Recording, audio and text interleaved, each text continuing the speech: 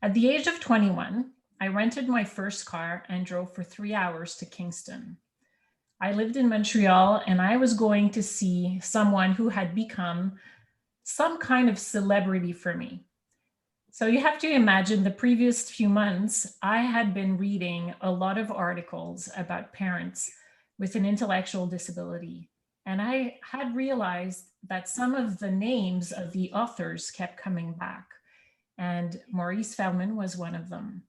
When I realized that he lived so close to me, meaning that he was in the same country, just in the neighborhood province, I said, that's it. I need to meet this man and I need to work with him, because I had developed an interest in working with parents with intellectual disabilities as well. So I went to Kingston. I met Maurice for the first time. We had such a wonderful talk. I think from the get-go, we had decided that we were going to work together and I was elated, except that when I returned to the car, I had let the lights on and so my battery was dead. Just to say that, just being so nervous about meeting someone who had become some kind of hero to me before I even met him had led me to, just keep the battery on during our talk, and I had to deal with all of that. Anyways, in that case, it was the first time that I met him, and from there on, we established a wonderful relationship, and I am so happy to introduce him and to be able to talk to him and share this conversation with all of you, because he's inspirational and he did some fantastic work to help and support parents with intellectual disabilities. So welcome, Dr. Feldman. I'm so happy to have you here today. Well, thank you, Marjorie. I think we should end the podcast now on a really high note. I'm quite happy with your introduction, but it is a pleasure to be here. And I do remember meeting you in my office that first time. I didn't realize how young you were, but you were driven. You were so driven to want to work in this field with parents with learning difficulties. And, I've had a handful of students wanting to do that kind of work. It wasn't and probably still isn't a popular area of research in psychology and even in disability studies. So when you showed an interest in what had become my life's work, I certainly wanted to take advantage of that. And the fact that you went back to your university and convinced them to allow me to be a co-supervisor, even though I was not in your province and not at your university, certainly showed your motivation to do your dissertation and research in this area. And you yourself now have become a leader in the field. So I'm so proud of the next generation. Well, thank you so much for that. So I wanted to start with sort of understanding where you started. Who inspired you? Who is maybe the first mom or father that you met? And what led you in this field? So what would you say? Well, like many of us who've gotten into the field, we started with other interests, right? Parenting wasn't the first thing on our mind, except maybe for you and a few others. But in my generation, we came at study with people with disabilities from either a rehab point of view or a developmental or clinical psychology point of view or a behavioral analysis point of view. And my prior experience had been working with adults with intellectual disability to teach their caregivers how to teach them daily living skills like self-care, domestic skills, vocational skills, community skills, right? And there was research coming out to show the most effective way of teaching adults with intellectual disability. And a lot of it involved task analysis, breaking down a complex task into smaller steps and gradually building up the skills through a lot of positive feedback as well as corrective feedback. I also worked with typical parents who were raising children with developmental disabilities, including autism and intellectual disability. And I was teaching those parents how to teach their kids skills like toilet training, feeding, social skills, and also dealing with behavior problems. And when I realized is when I started working with parents with intellectual disability, that the kind of training strategies that I was using to teach adults with intellectual disability, community living skills, and the training strategies I was using to teach typical parents how to teach their own children were very similar, right? Break down the step, model it, have them practice, give them feedback, right? And so the training itself, the training strategies themselves were not that much different. So when I started working with parents who themselves had intellectual disabilities, it didn't really throw me for a loop at first. I went into it kind of naively thinking, I'm going to look at parenting as another community living skill, right? I've already taught, adults how to dress themselves, feed themselves, cook, take the bus. This is just another set of skills, a complex set of skills, no doubt, but one in which we thought, my team and I felt that we could look at the basic skills on how to parent a baby, because we started in an early intervention program. So we were working with 0 to 2 at the time.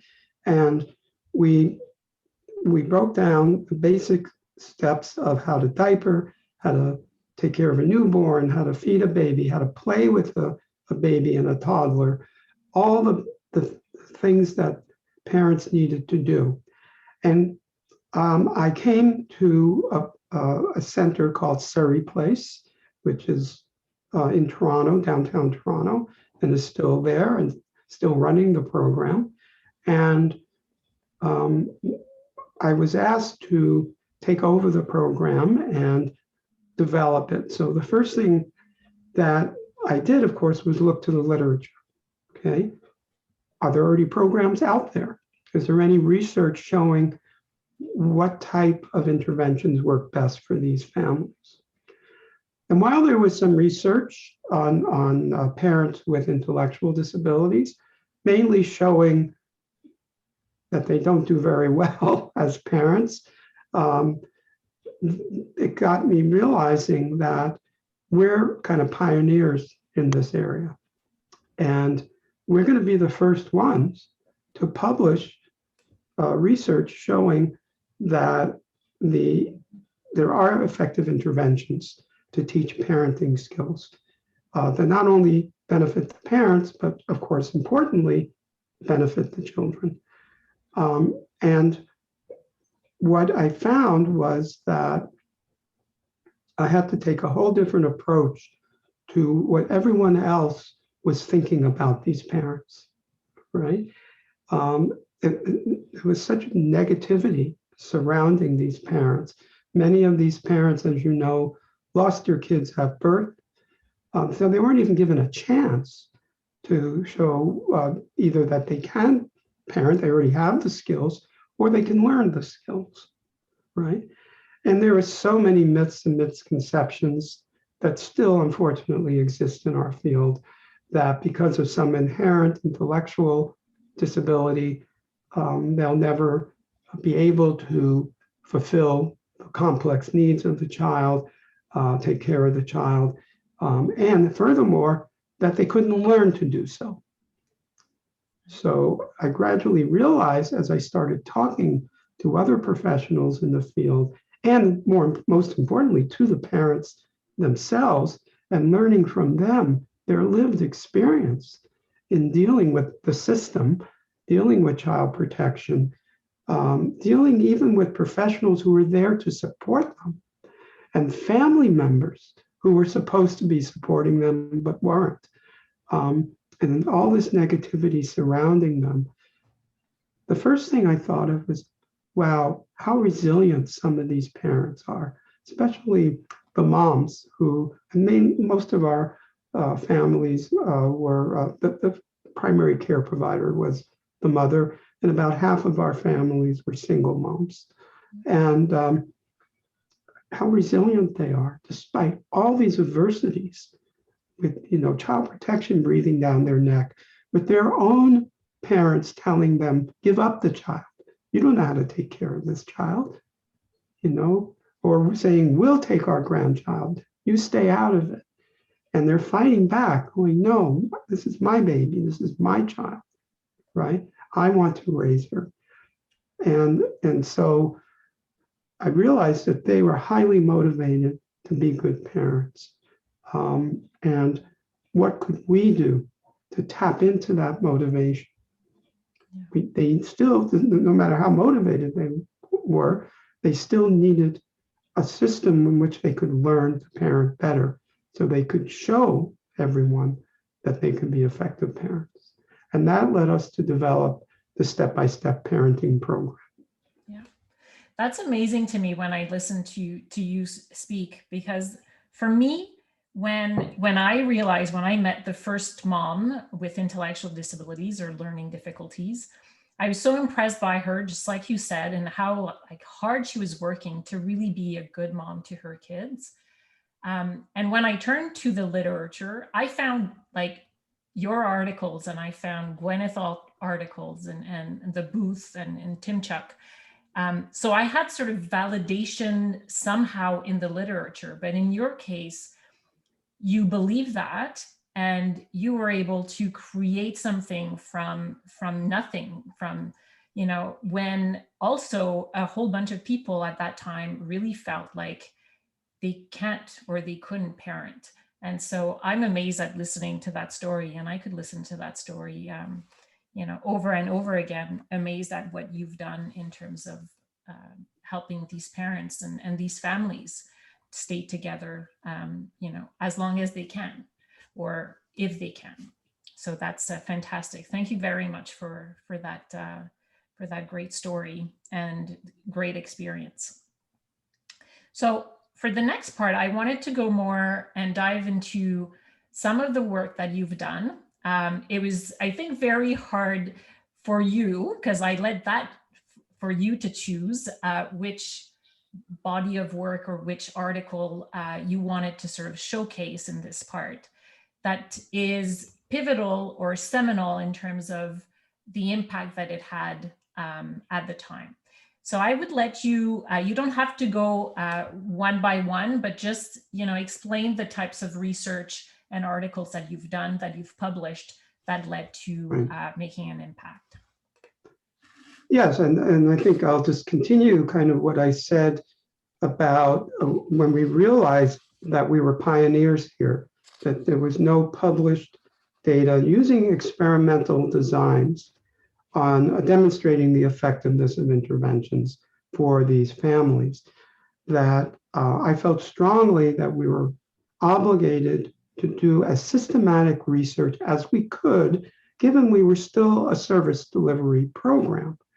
And luckily, I had been trained in how to do single case experimental designs, so that this lent itself well, these designs lend themselves well to providing an ongoing service, but still carefully and systematically evaluating the impact of the intervention on each individual parent, and if possible, the child as well. And so I started doing some single case experimental research, right? And the advantage of that, besides the fact that you can do it within the context of a clinical service, is that it does yield cause and effect results. If you get if you do a systematic single case design, like a multiple baseline across skills, the parent only improves when you start training on that skill and you replicate that within the same person across a variety of skills. You've demonstrated that it's the training, it's the intervention that was responsible for the increase. And because when we took our step-by-step approach, developed a task analysis checklist, had them vetted by pediatric healthcare professionals. So we had our checklist of parenting skills. We would go and observe parent, we'd ask them, please diaper your baby. We're going to watch you, or feed your baby or play with your baby. And we would actually check off what steps they did correctly, what steps they did incorrectly, or not at all. And based on that, we'd identify what skills they needed training on. And most of the parents needed multiple skills on which they needed training. So immediately I was thinking multiple baseline design across skills, right? And that's what we did. So our initial research, our initial publications are actually in behavior analytic journals like Journal of Applied Behavior Analysis, because the approach we took fit kind of an ABA approach for research, even though our intervention was more than just ABA. It was a more contextual view, which we'll probably wind up talking about in a minute. But the actual training piece lent itself well to single case experimental designs. So we were able to get the first intervention publication published in Journal of Applied Behavior Analysis, and then some follow-up studies over the years. However, it was a little bit more difficult to demonstrate the effects of the parent training on the children. So we realized that when we wanted, for example, to see the effects of our interaction training, when we taught the parents how to be more responsive and sensitive to the children during play, right? Basically, just know how to play with your infant or toddler. We showed the training was very effective in increasing skills like talking to your child, playing with your child, praising your child, copying their words. Several of the skills that come both from the attachment literature and the language development literature. And we incorporated that in identifying important skills. We found that many of our parents lacked those skills when they were playing with their kids or interacting. And when we trained them, the parents improved, and we did see some improvement in child development, particularly in language. The problem is with single case designs, there's possibility of maturation effects over time. So it's certainly possible the kids would have improved their language anyway, just by day-to-day experience, what we call maturation.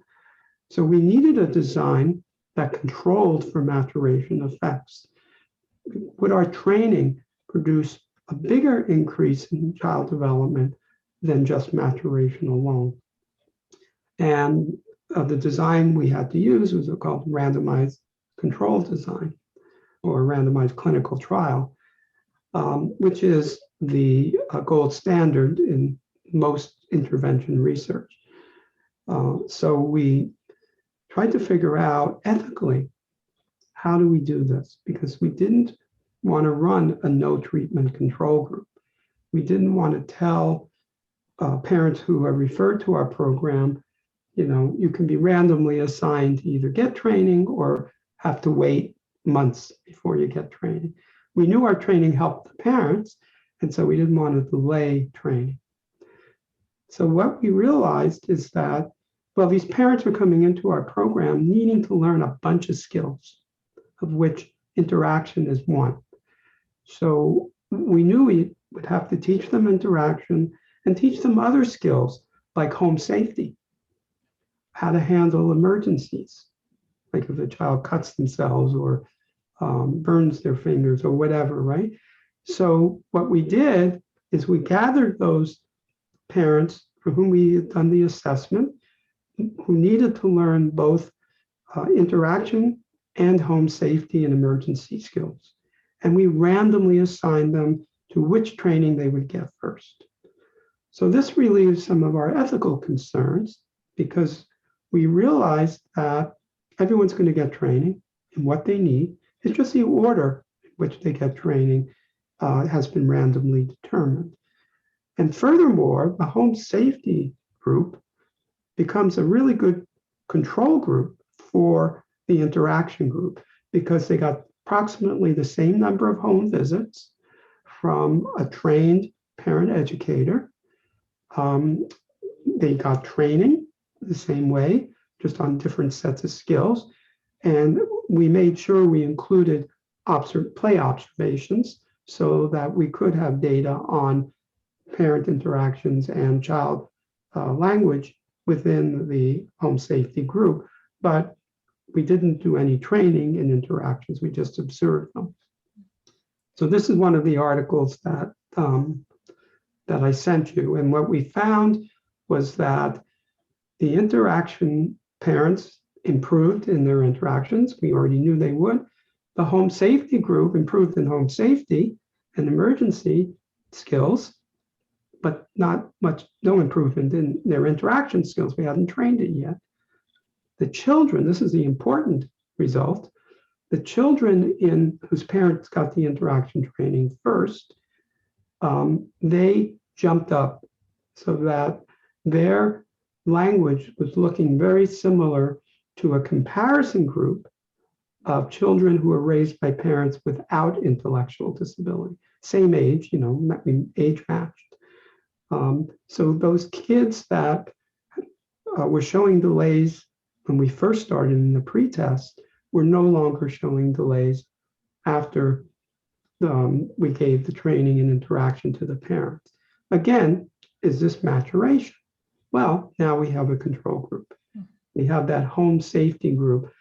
The kids whose parents did not get interaction training got home safety and emergency skills training. Did their language improve? Yes, but not by much, 20%, right? Whereas the interaction kids increased by 80% in terms of the amount of words they were saying, which was one of our measures. The kids whose parents got home safety and emergency training, yes, they did improve by 20%. That was the maturation effect. So it's a 60% improvement in the children was the training effect. And then when we trained the parents who first got home safety in interactions, the kids in that group jumped up, their language jumped up as well. That's it's brilliant because basically with those studies and having sort of your control groups, you were able to measure that. And I love how you took us on sort of your journey and your reflection and how you created the research studies. And I think that that's incredible. Now, one of the conclusions, certainly that is in those articles, and by the way, in the show notes, we'll have the articles and the references. You mentioned that there was also a lot of different variables that you were witness to that you thought might have an impact. And so you mentioned sort of, for example, abuse, substance abuse, housing difficulties, so being like moving on a regular basis, and several other like mental health being also one of them. Is that where you sort of figured out or decided or reflected upon those variables and thought, there's something larger than just parenting that's happening in those families? Yes, I mean, we were aware of the contextual issues surrounding these families. I mean, based on my training in psychology and developmental psychology, I was aware of contextual ecological views of family life from Murray Brown-from-Brenner and others. And that was always in the background for me. But it took a while for me to hone in on that as a research area and also as an advocacy area as well, because it was being ignored by child protection and other people.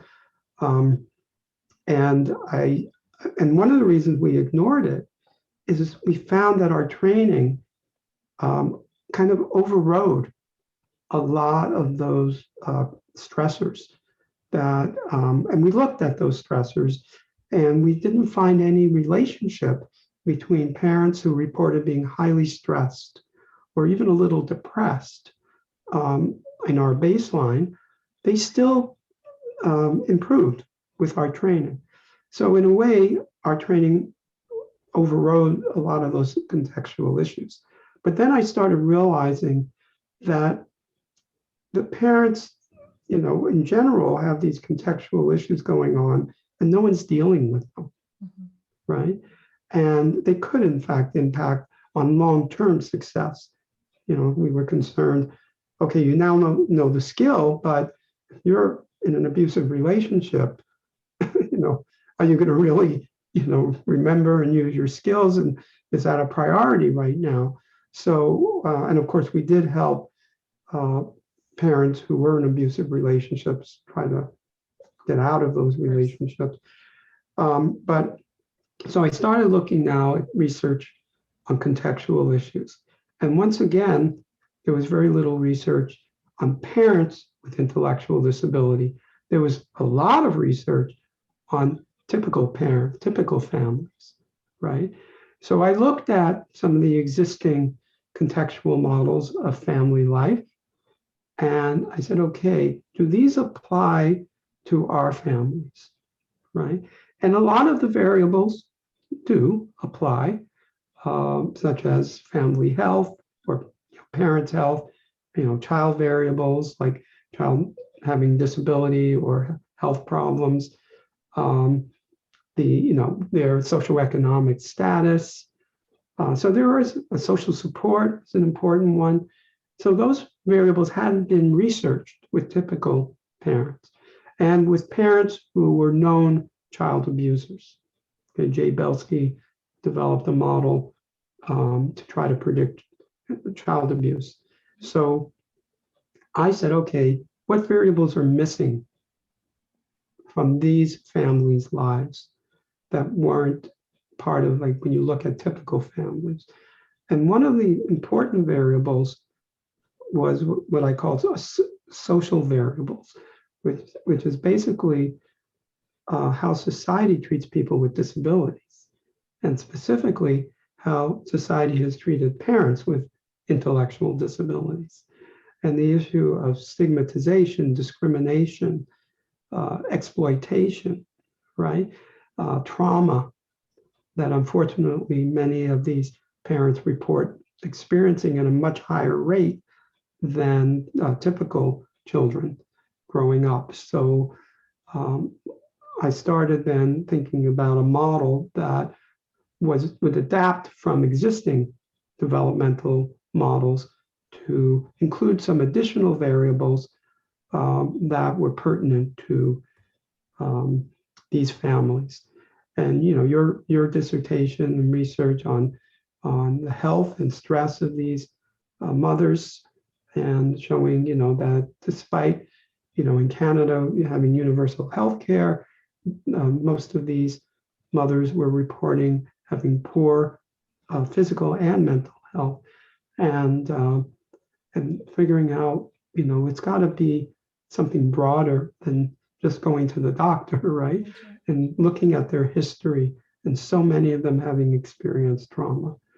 And so I developed this conceptual model, did some research on it, you did some research on it, and it kind of exploded, and it resulted in other people from all over the world doing some research in Australia and Sweden, Netherlands, and beginning to put the pieces together of the contextual model. And now we have a lot of data that strongly support the view that when a parent's experiencing problems in parenting, you cannot blame it all on the parent's intellectual disability. In fact, it accounts for a very low amount of the variance in parenting ability. Things like having a traumatic experience and poor upbringing, not having much social support, not having great health, right? All of those factors seem to explain more of the reason why these parents are having difficulty caring for their children. And that opened a lot of people's eyes about how we need to view these families and how we need to support these families. Yeah, it was definitely, your model was definitely a game changer. And I think it was probably something that a lot of researchers and clinicians, hopefully anyways, had thought about, but putting it on paper and sort of showcasing it and then being able to research it to demonstrate that the model made sense and that it was, reflecting reality, I think was a pivotal moment in certainly this field in parenting and parents with intellectual disabilities. So that was like amazing. And I was so happy to be able to contribute, my 50 moms, interviews, and to look at that and to grow from there and to see how everyone sort of put in their little 2 cents with their each of their studies. So that was incredible. Now there's another important work that you've done, actually, that we've done, the two of us. And hold on a second.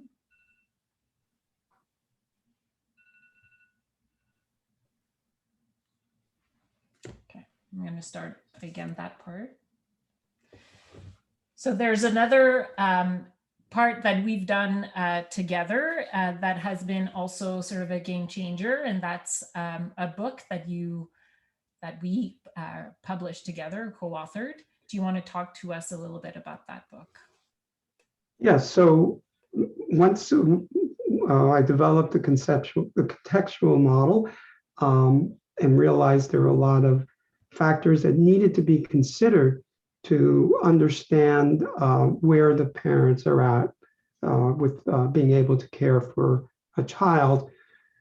And I saw that so many of these parents were going to court or losing their children based on parenting assessments, what we call parenting capacity assessments in Canada, that were based on mainly the fact that they had low IQ scores. Again, it was this assumption that you can use their intellectual disability to explain all the problems they had. And so we realized that even though my focus had been primarily on intervention, and I know you ran a program in Montreal doing a lot of great intervention, I think we realized we got to move up to an earlier stage. We've got to talk about assessment, because if the parents lose their kids, they're never going to get the intervention that could have kept the family together, right? So we looked at the current state of affairs for parenting capacity assessments and realized they were not evidence-based. They did not look at the contextual lives of these families, and they were blaming all the problems on the parent's intellectual disability. So we wrote this book where we presented the contextual model as the framework for our recommended assessment practices. And the PCAs that we propose, and we do when we actually get referrals, is two main sections. One is a contextual analysis, and we gather data from multiple sources. We gather data from the parents themselves through interviews, through doing questionnaires like the Parenting Stress Index, which we always, will read. We don't expect them to read it on their own or answer the questions on their own. Social support, we want to know about their support networks, their health, and so on. So the parents are a rich source. Records from child protection and other professionals, another source of information. although we sometimes see things that are incorrect in them. And then, other information that we gather from interviewing workers who are actually, let's say, monitoring access visits or trying to teach the parents new skills. So we gather all that information for the first part of the assessment, and we use the contextual model to say, okay, what's the parent's health like? What was their history? Did they experience trauma? What's their financial situation, their housing situation, their social support network, relationship with a partner? All that information goes into contextual analysis. And we're looking to identify barriers and supports, things that are working against these parents being successful and things in their lives that could support them to be successful. And unlike many other PCAs, we do try to identify strengths within the family. And that is a somewhat unique aspect of our assessments. Then the second part is taking those step-by-step parenting program observational checklists and actually watching the parent. We know that you read a lot of these assessments, they never actually watch the parent with the child to see if the parent could perform the skills that they needed to do with the child. Or if they did do an observation, it could be in the psychologist's office or in the child protection playroom, and not a natural environment. And the observations were very subjective. If you're going in with a negative bias that this mom is not a good parent, and you're watching and you have no checklist or anything structured, well, guess what you're going to see? It's confirmation bias. You're going to see everything they're doing wrong and dismiss anything they're doing right. So the second part of our assessment is that direct observation. And the third part is we take a parenting skill that they scored low on during those observations, and we try to teach it within the assessment session. And these assessments, can take 1 or 2 days. It's not like do an IQ test and you're done, right? So they are more labor intensive, but they're much more valid. And we actually then try to teach the parent. We're not expecting the parent necessarily to now become competent in that skill. We're just showing that if you teach them the right way, using the step-by-step method, that they'll actually improve in that skill. They'll score higher than they scored, let's say, in the morning when we just observed. And this counters any arguments that because of the parents' learning difficulties, they could not benefit from intervention. And it counters any arguments that, they went to a parenting group and they didn't improve, right? Well, you didn't give them the type of intervention that works for them. So if you give them an intervention that works for them, like step-by-step, they start improving. So that's kind of the parent capacity assessment book that we wrote that, by the way, was published by NAB Press, but is out of print there.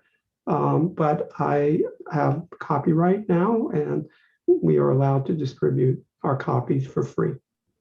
Yeah.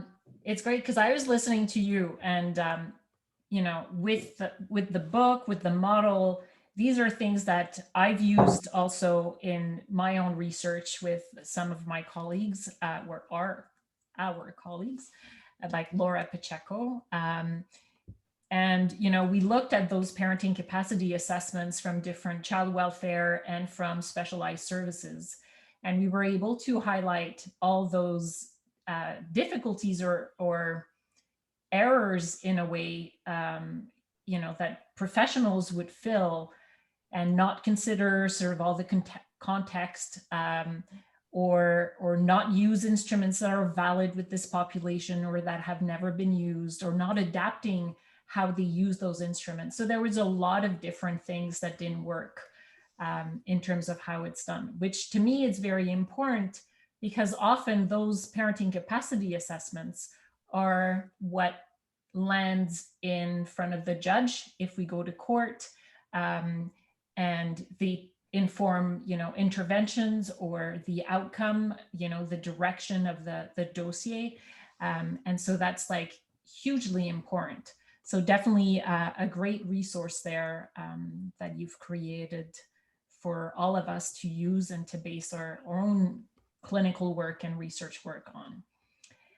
Now, I would like to switch it up and sort of say, now that you've done all of this great work and that you continue to do all this great work, where do you see us as a field, as clinicians and researchers go? Like, if you were able to tell us which direction to take, which one would you, direct us towards? Now, you guys who are doing the research, the younger generation, you have to decide the directions. But I think that it has to be multi-pronged. There's some great research coming out in looking at large national databases from different countries. We should make sure that questions that are relevant to our population can get in there, those national databases as they're being designed. Right. Questions about parenting. So if there is a national study of people with disability, that there are questions about parenting, right? And not just parents with intellectual disability, but all kinds of disability. And that's starting to happen. We're seeing those databases from the UK, US, Sweden, and so on, having at least some measures that relate to a disability, a parent having a disability. So that's one area we want to make sure as we get more and more into big data, using machine learning analyses to capture, predicting what leads to success, right? And then providing the supports that will lead to success if the family's missing those supports.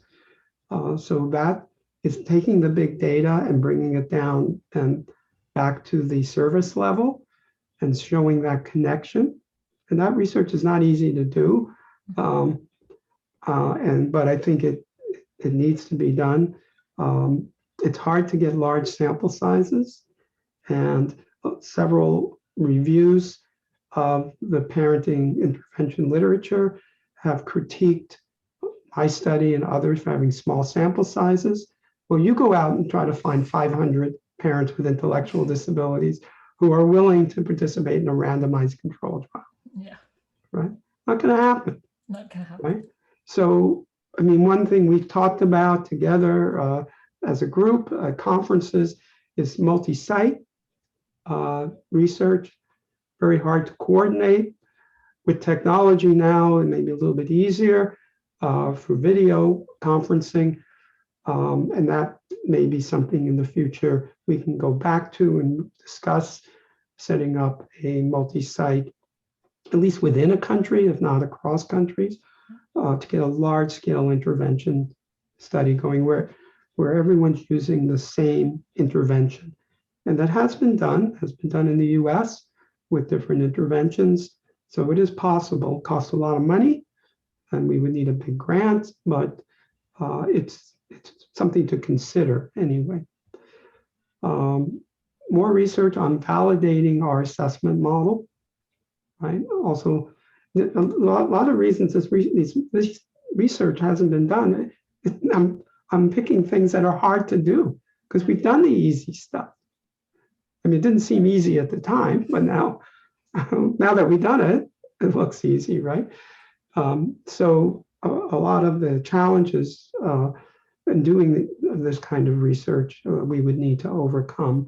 But validating the assessment model, when we make recommendations, are they followed through? And does that result in the child being returned to the parent eventually? Is the model predictive of which parents will succeed versus ones that won't succeed? So these are, that's another whole area of assessment research that could be done. I could probably go on and on, but those are just some examples of And those are research I great. think need to be done. Yeah, those are great examples. Thank you so much. So we are near to the end. I have one final question. And that question is, if you were to speak to child welfare professionals, what is the one thing you would like to tell them about their work? Well, for me, it's not a hypothetical question. I have spoken and continue to speak to child welfare professionals in different capacities. Sometimes it's in the context of myself as an independent assessor, coming in to do a PCA on a family that was referred by the Child Protection Agency to me. Sometimes that referral is positive and sometimes it's reluctant, but has been ordered by a judge. But nonetheless, I get to speak about individual families and talk about the contextual model. If I notice, for example, that there were previous assessments that did not use a contextual approach, did not use direct observations, I can point out how my assessment will be different, right? And what do you think of that, right? And do you realize that there are other issues going on that if directly or indirectly affect how this parent does, right? So I try to educate them more just through describing my approach, right? I also have child protection workers who actually attend my step-by-step training. And the first thing I always say to the audience, because sometimes I don't know if there are any child protection workers in the audience, that they're doing a very difficult job under very trying circumstances, right? And it's amazing. They're very dedicated and they're very caring, right? And I don't think that they go into this job thinking my role is to take away kids from their families. I think they hate when they have to do it, but sometimes they feel it's necessary, right? So what I want to do when I tell them is when you learn more about the step-by-step program, both the assessment piece and the intervention piece, maybe your criterion for deciding on child removal or going for permanency will change, right? It may also help you recognize any biases that you have. While most biases tend to be negative towards these parents, just because society is negative towards people with disabilities in general, I have come across workers who are just the opposite.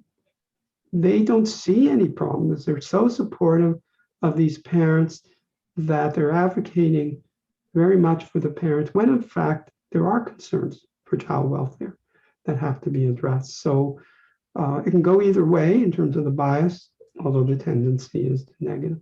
So I want them to self-identify their bias, to self-reflect. What biases do you come in with, and how does it affect your work with this family? So that's what I like to talk to child welfare people.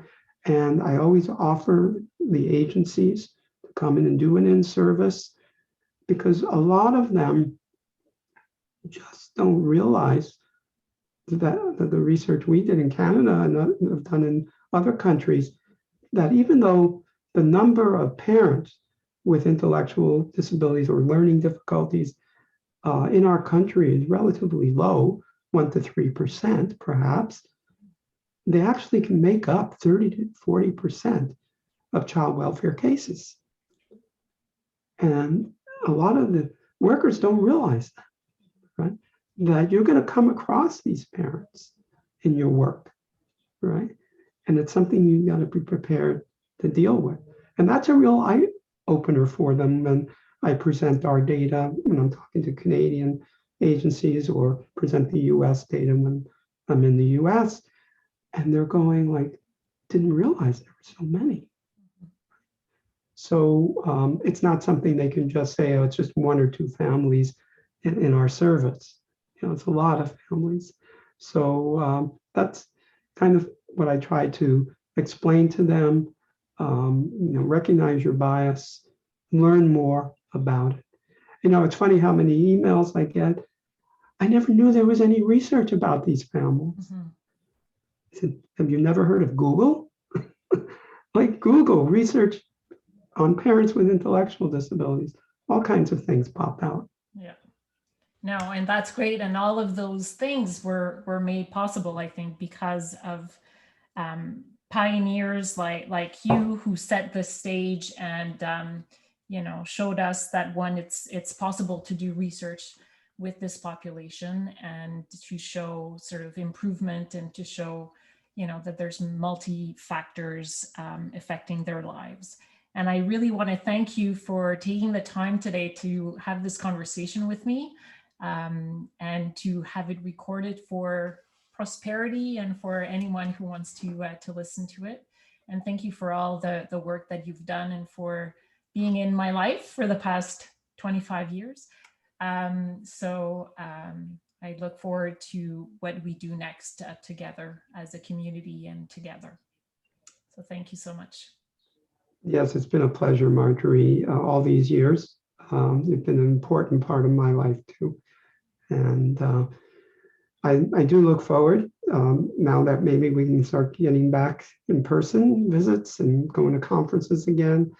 There's a whole community out there around the world, primarily Western countries now, but we are moving to other, global South countries, and we're spreading the word that there are parents like this around the world, and they can be supported. Yes. Great. Thank you, Marjorie. Thank you.